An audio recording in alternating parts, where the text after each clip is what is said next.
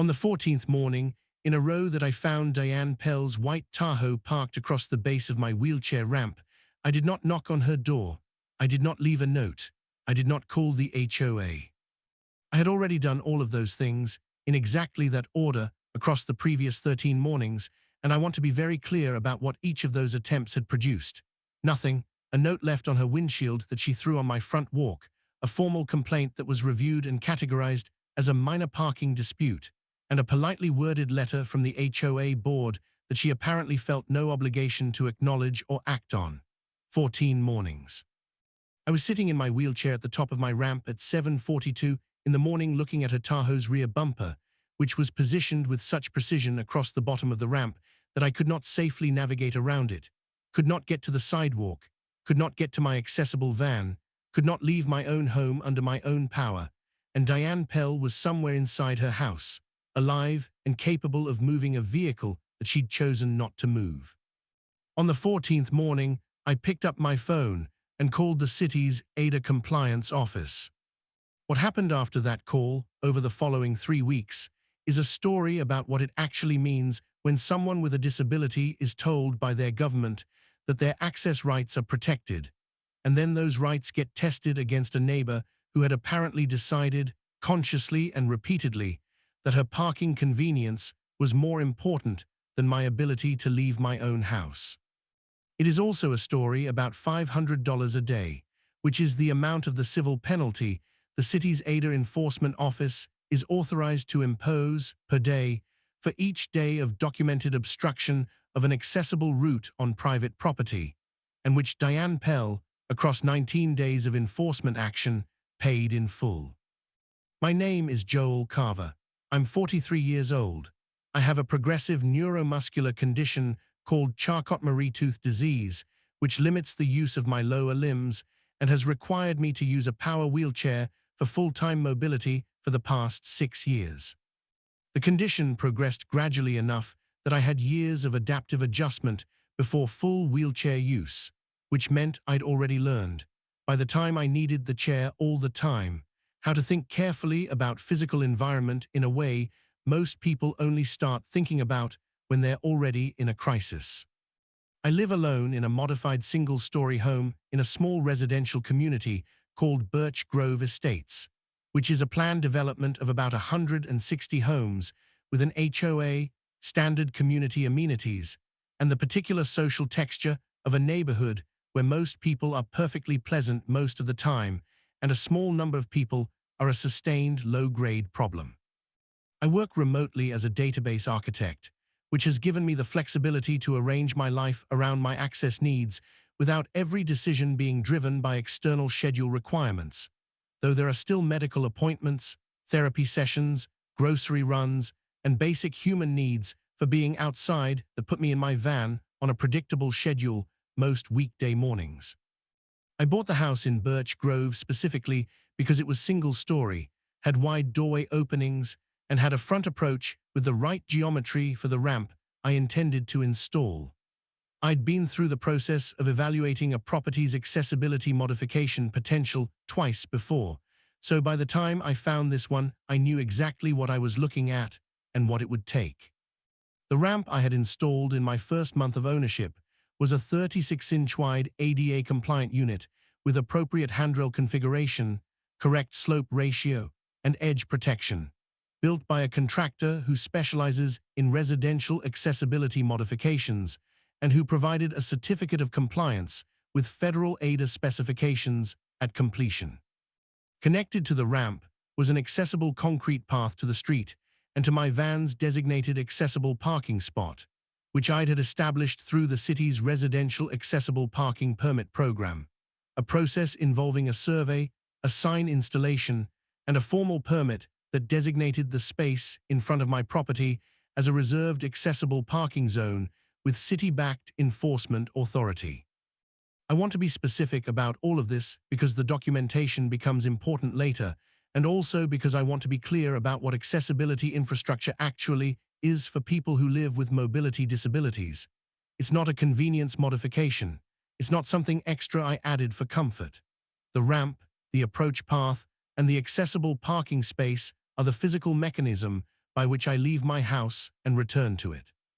Without them functioning correctly, I am not able to get to work, to medical care, to groceries, to any of the basic activities that constitute life outside these four walls.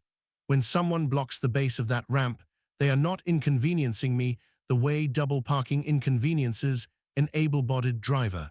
They are making it physically impossible for me to exit my home independently.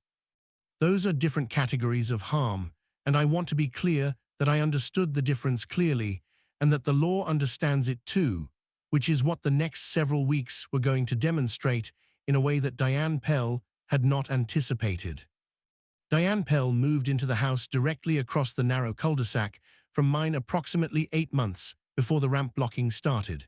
She was a woman in her mid-50s, professionally put together, who worked what appeared to be a demanding job given the hours she kept, and who had, in her first 8 months in Birch Grove, managed to have approximately 4 interactions with me, all of them brief and cordial.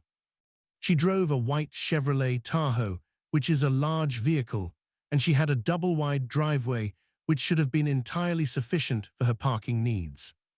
What I would eventually come to understand was that Diane had a habit, one I hadn't noticed initially because the timing of it hadn't previously affected me, of parking the Tahoe on the street overnight when her driveway had something else in it. Her daughter's car when she visited, her son's truck when he helped with yard work, a rented storage pod that occupied her driveway for 3 weeks in September. And on certain mornings, apparently nothing specific at all, the habit having simply become the habit, the default setting of a person who'd always found a curb available when she wanted one and had never had reason to think carefully about which curb mattered and why.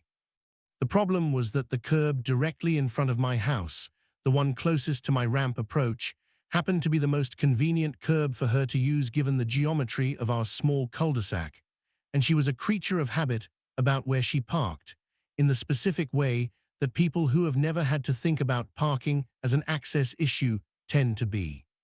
She parked there because it was convenient, and she kept parking there because it had always been convenient, and it had never once, from her side of the cul-de-sac, presented itself as anything other than an available curb. I know this because she told me so, eventually, in a conversation that happened after the enforcement action had already been running for 9 days, and that I'll describe in detail in part 2. She said she hadn't been thinking about the ramp. She said she'd been thinking about her driveway being occupied and there being a space available. She said this not as an apology, but as an explanation, which told me, among other things, that she genuinely hadn't registered the ramp as something that required her attention, even after my 2 conversations with her, even after my written note, even after the HOA's 2 formal notices. Some people's ability to not see what they don't want to see is genuinely impressive in its persistence.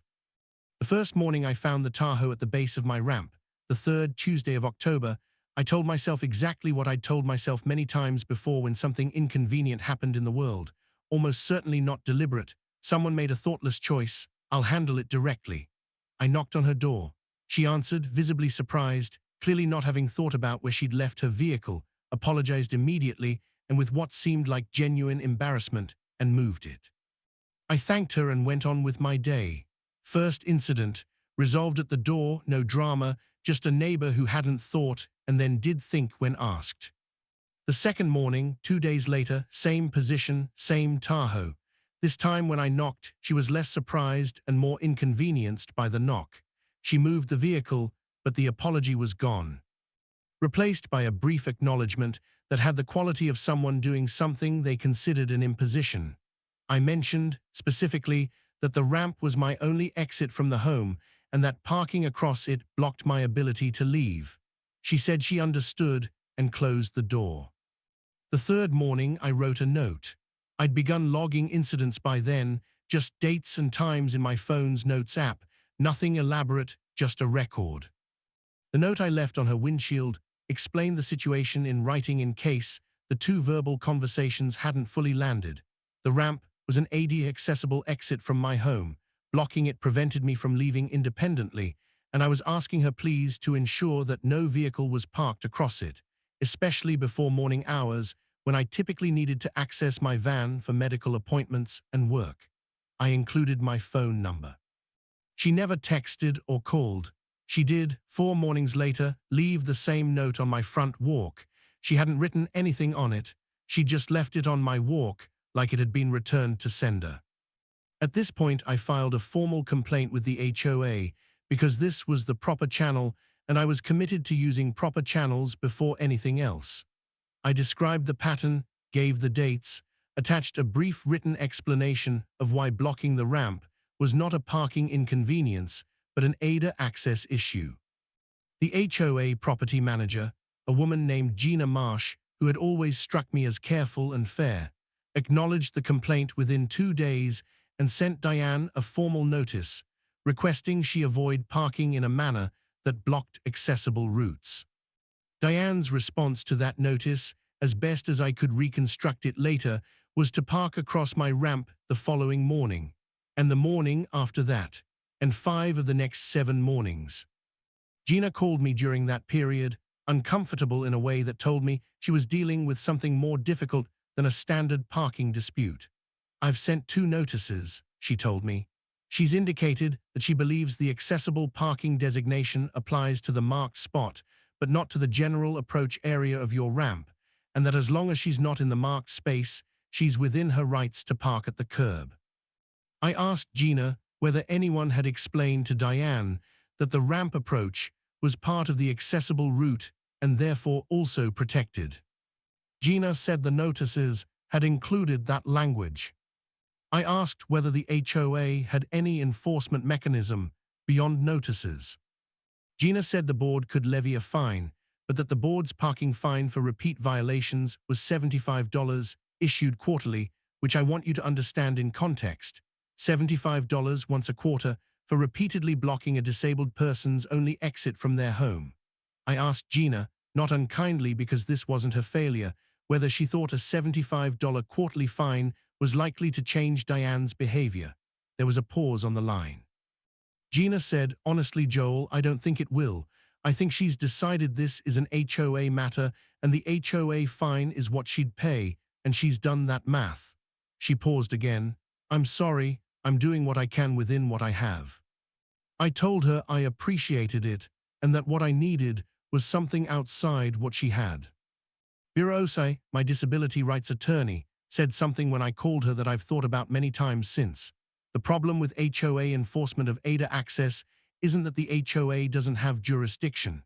It's that their penalty structure has no relationship to the actual severity of what's happening.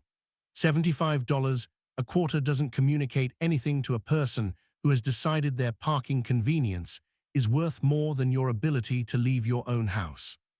You need an enforcement mechanism whose consequences are proportionate to what's actually being done, which is blocking a disabled person's exit from their residence repeatedly after notice. She paused. The city has that mechanism. Let me walk you through it. What Vera described was the civil penalty structure built into the city's local implementation of federal ADA requirements.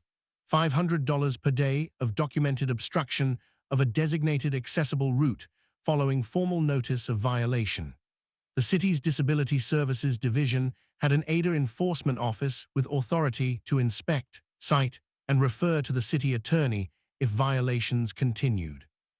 Vera had used this process twice before in comparable situations and described it as having a very high rate of achieving compliance quickly, specifically because $500 a day creates a mathematical reality that $75 a quarter does not. I want to explain what I was thinking in the days before I made that first call to the city, because I think it matters to understand the decision I was making and what it represented. I wasn't thinking primarily about the money, though $500 a day is a number that changes behavior fast. I was thinking about something considerably more basic. There is a specific thing that happens when you use a wheelchair and an obstacle prevents you from moving where you need to go. It is not analogous to an able-bodied person being mildly inconvenienced. It is a complete stop, a wall. The entire range of motion available to you has been reduced to the space you're already in, and everything you needed to get to, the appointment, the errand, the ordinary human business of moving through your own life, is now inaccessible until the obstacle is removed by someone else or removed by you somehow, which in my case, from the top of a ramp with a Tahoe at the bottom of it, wasn't possible without help or without waiting. On the mornings when Diane's car was there and I had a medical appointment, I called the non-emergency police line, described an ADA access obstruction, and waited for an officer to come and either contact her or leave a notice on the vehicle. This typically took between 35 minutes and an hour and 15 minutes. I missed 2 appointments during the 14-morning period, which required rescheduling that added weeks to each, because specialist appointment availability in my area runs long. On the mornings when I didn't have a specific appointment, I still couldn't leave my house until the car moved, which happened when Diane left for work, typically between 8:15 and 8:45, meaning I lost anywhere from 40 minutes to 2 hours of my day sitting at the top of my ramp, in my own home waiting for someone to decide they were done with the space my ramp approach occupied. I am describing this not to generate sympathy, but to establish what blocking an accessible route actually means in practical terms, because I think the legal framework, however important, is sometimes easier to understand than the physical reality it's protecting. And I want you to know what that reality was before I tell you about the 19 days after the city notice was served. 14 mornings, then I called the city.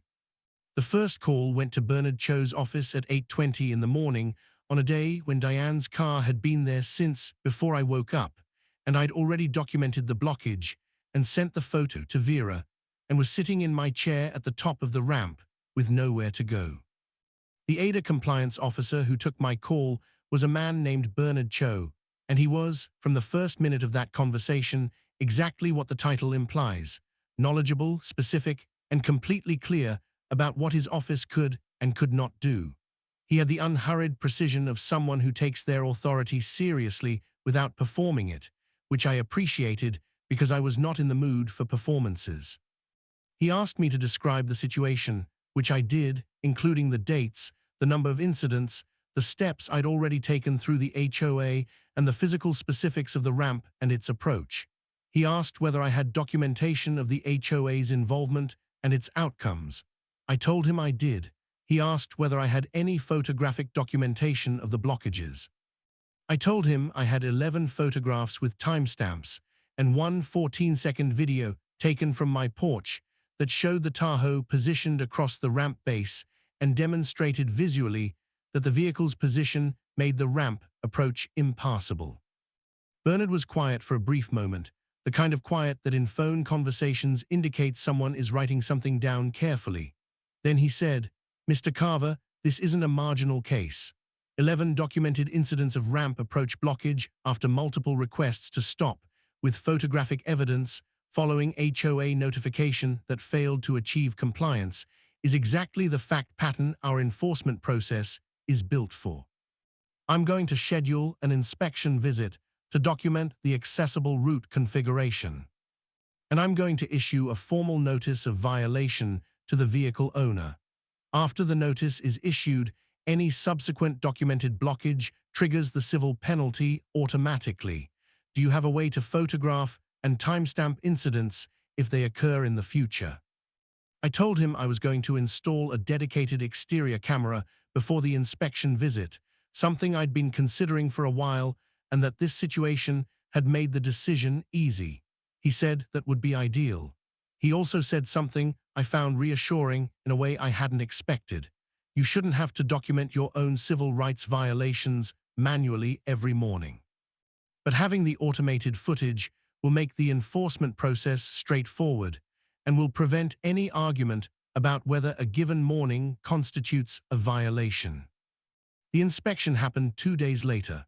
Bernard and a colleague named Inspector Tanya Watts came to my property with a city camera and a measuring kit, and they spent about 45 minutes documenting everything with the thoroughness of people who understood their documentation would potentially need to hold up in a formal proceeding. They measured and photographed the ramp. They verified the ADA compliance certification with the contractor's paperwork I provided. They documented the accessible parking designation markings and the approach path configuration. They photographed the exact curb zone where Diane's Tahoe had been parked on 14 mornings, measured it against the protected approach zone specifications, and confirmed formally in their inspection report that a vehicle parked in that location was within the legal definition of accessible route obstruction under city code. I got a copy of that report 2 days later, 12 pages, with GPS-referenced photographs, and it was the most thorough documentation anyone had ever produced on behalf of my access rights in 6 years of wheelchair use. The formal notice of violation went to Diane Pell the following Tuesday. Inspector Watts delivered it in person, knocking on Diane's door at 9 in the morning while I watched from my porch through the screen door. I couldn't hear what was said, but the body language of the exchange was visible. Watts calm and direct, Diane initially composed, and then shifting, the particular physical register of someone receiving information they hadn't expected to be as serious as it was. The notice explained the violation, cited the specific code provision, described the $500 per day penalty structure, and stated clearly that any subsequent obstruction of the accessible route would trigger that penalty for each day of continued violation. Bernard called me after Watts had confirmed delivery. She asked Inspector Watts whether this was really a city matter or something that should go through the HOA, he told me. Watts explained that accessible route obstruction under federal ADA implementation is city enforcement authority regardless of HOA jurisdiction. She seemed surprised by that. He paused. Some people genuinely don't understand that ADA compliance is a federal matter that operates above HOA governance. Others understand and have been counting on the HOA being the only enforcement available. In either case, the notice makes the reality clear. I thanked him and went back to my day. 3 days later, at 6:47 in the morning, my camera recorded the white Tahoe pulling into the curb in front of my house and parking across the base of my ramp. I was already up, already moving toward my morning routine, and the camera had already logged the timestamp when I checked the feed. I called Bernard's office line, left a message with the time and description, and attached the camera footage clip to an email that went to him and to Vera simultaneously. The civil penalty clock started that morning. It ran for 19 consecutive days before Diane Pell finally moved the vehicle and kept it moved, during which time I documented each day with camera footage or phone photographs, reported each to Bernard's office, and watched the accumulated penalty total cross numbers I don't think she'd taken seriously when the notice first arrived.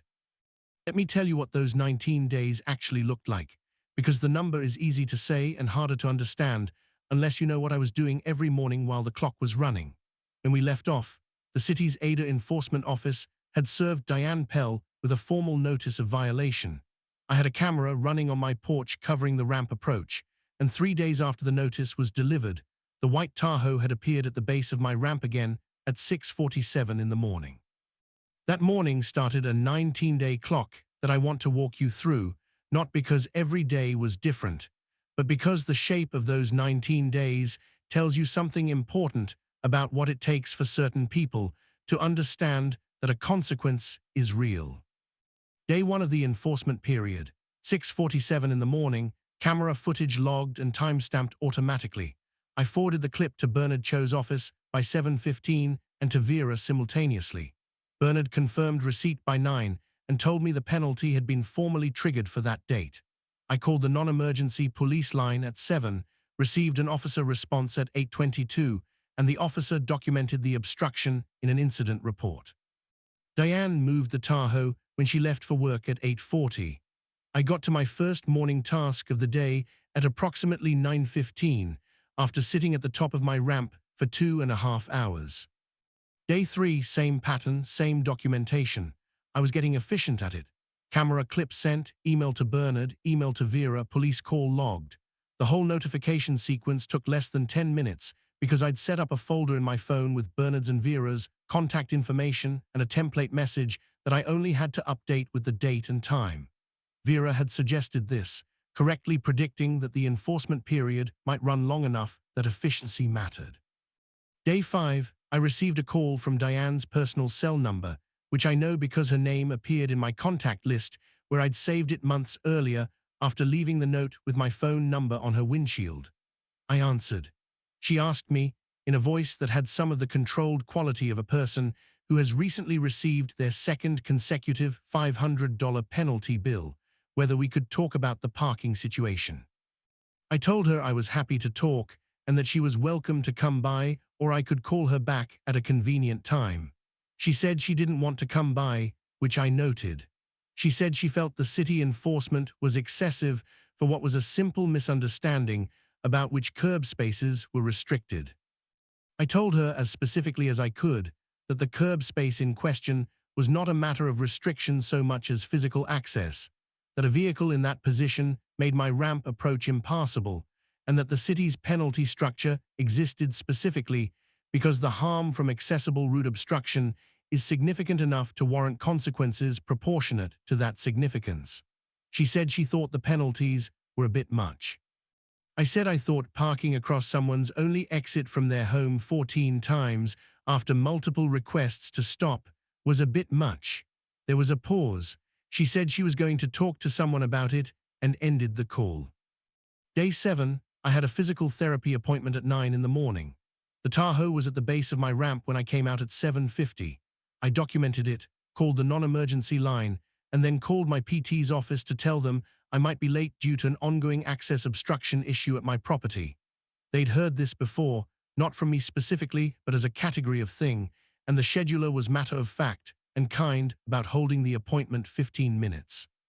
The officer arrived at 8:51, which was better than usual, and I got to PT 6 minutes late, which I mention because the alternative, rescheduling, would have meant losing a week's appointment in a therapy schedule that my neurologist had specifically said should not be interrupted during the current treatment phase.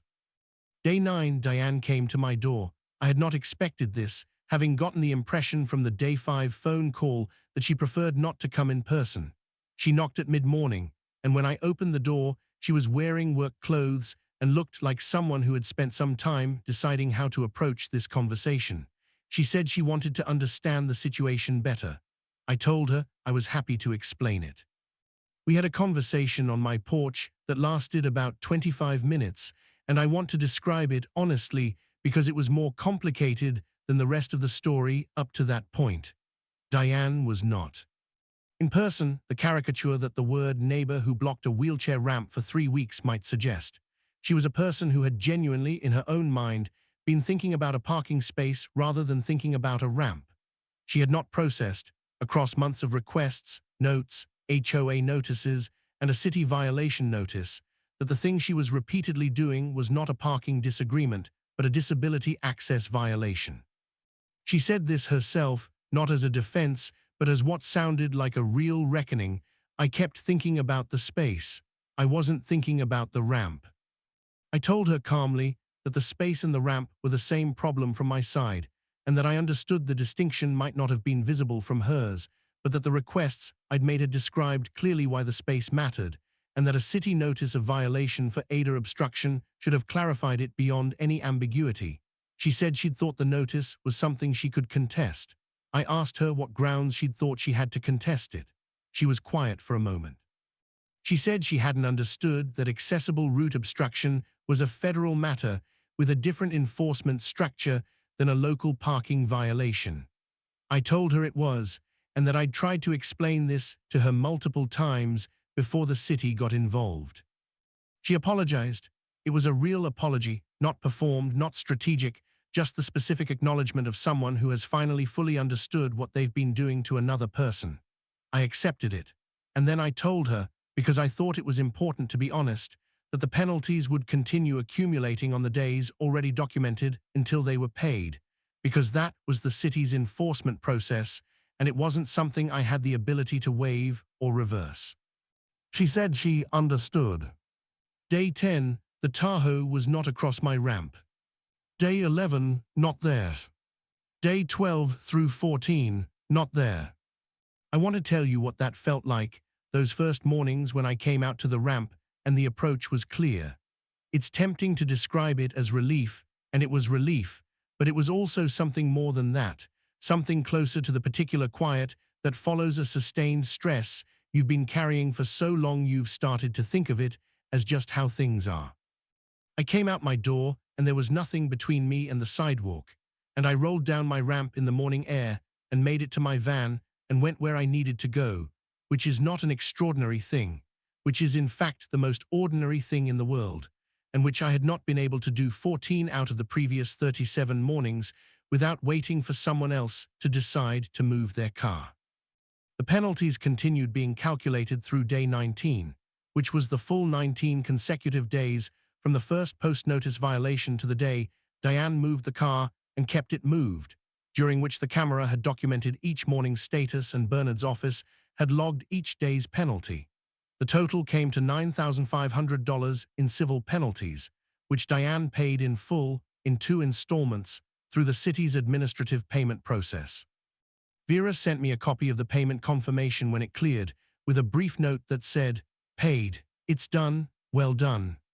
I put it in the same file as all the other documentation, not as a trophy exactly, but because it felt like the final piece of a record that had started with a note left on a windshield and had been building steadily since. Bernard called me the week after the payment cleared.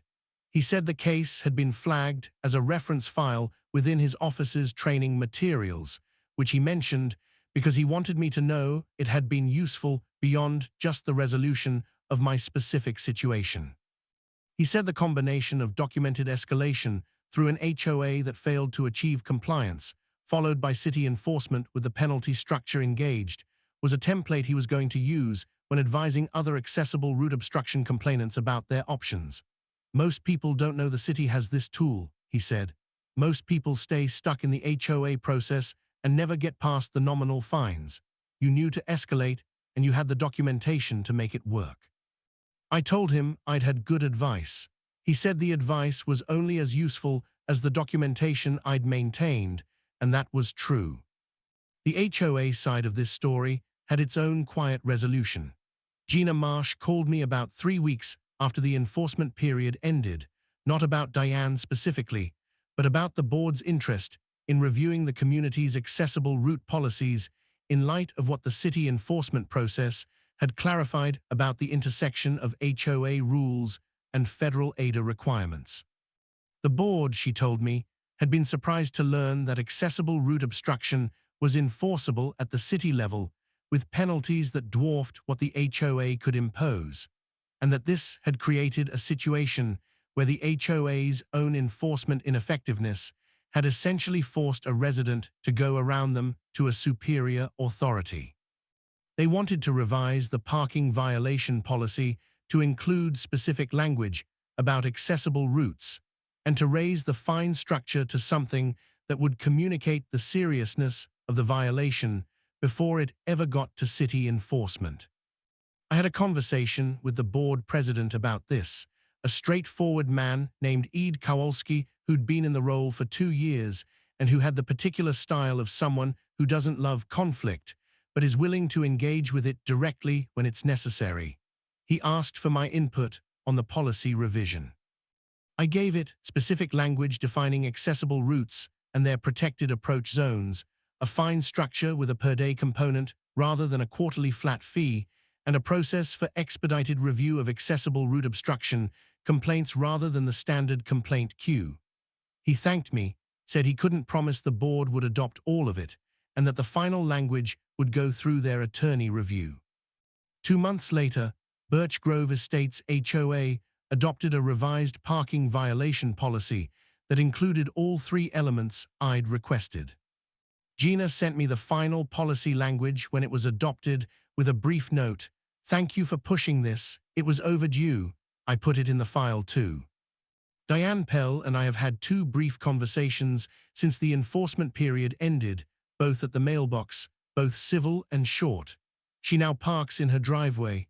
The white Tahoe has not been at the base of my ramp since day 10 of the enforcement period, which has been many months now. I have been able to leave my house every morning I've needed to without waiting for someone else's vehicle to not be there, which is the outcome I was looking for from the very first morning I knocked on her door, and which was available from the beginning if she'd simply been willing to see the ramp when she looked at the curb. My camera is still running, not because I expect the problem to recur, but because 6 years of managing mobility in a world built for people who don't need to think about it has taught me that documentation is the most durable form of protection available to me, and that the cost of running a camera continuously is considerably lower than the cost of needing one and not having it. The archive runs 30 days and then overwrites. It has captured nothing of concern since day 9. I check the ramp approach every morning when I get up, not anxiously, just as part of what I do, the same way you check a door is locked before you leave. Most mornings, it's just the empty curb, the clean approach, the ordinary unobstructed path between my door and my van. But I look, because I know what it costs when it's not clear, and I know now that when it isn't, I have a mechanism that works. $500 a day. It turns out that's exactly the right number. Thumbnail text, 10 words. She blocked my ramp daily. City fined her $500 each time.